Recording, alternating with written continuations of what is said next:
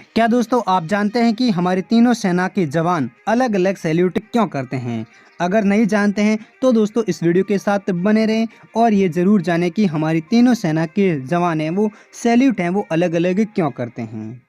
देश की सेना है वो दिन रात हमारी बॉर्डर पर खड़े होकर हमारी रक्षा करते हैं। इनका कर्ज है जो हम कभी नहीं चुका सकते हैं। तीनों सेनाओं जल सेना, वायु सेना और थल सेना के कार्य भी अलग अलग होते हैं और इनके अलग अलग नियम भी होते हैं। एक नियम ये भी होता है उनका सैल्यूट करने का। इनका सैल्यूट है वो देखने में तो एक जैसा लगता है, लेकिन वाकई में ये अलग अलग तरीके सैल्यूट होते हैं। सबसे पहले बात करते हैं भारतीय थल सेना की। भारतीय थल सेना के जवान है वो खुले पंजे से सैल्यूट करते हैं और उनकी सारी अंगुलियां सामने की ओर खुली रहती हैं, जो आप इस तस्वीर में देख सकते हैं। बीच की अंगुली और अंगूठे सिर की ओर आईब्रो तक होता है।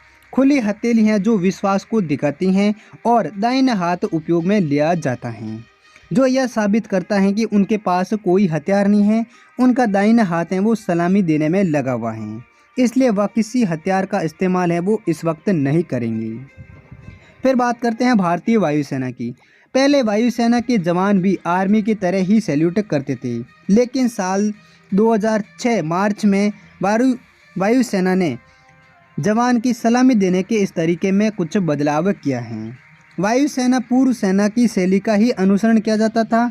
यह विमान की आकाश में बढ़ने का संकेत देता है, जो वायुसेना का आदर्श वाक्य कहता है, touch the sky with glory. फिर बात आती है भारतीय जल सेना की। इंडियन नेवी भी जवान खुली हथेली से सैल्यूट करते हैं, लेकिन उनकी हथेली थोड़ी नीचे की तरफ झुकी रहती हैं। इस तरीके से सैल्यूट करने का पीछे तर्क दिया जाता है कि पुराने ज़माने में नेवी के जवान जहाज में काम करते थे तो उनके हाथ गंदे हो जाते थे, उसे छिपाने के लिए वो इस तरीके के सैल्यूट करते थे, तभी से ये ट्रेंड बन गया है।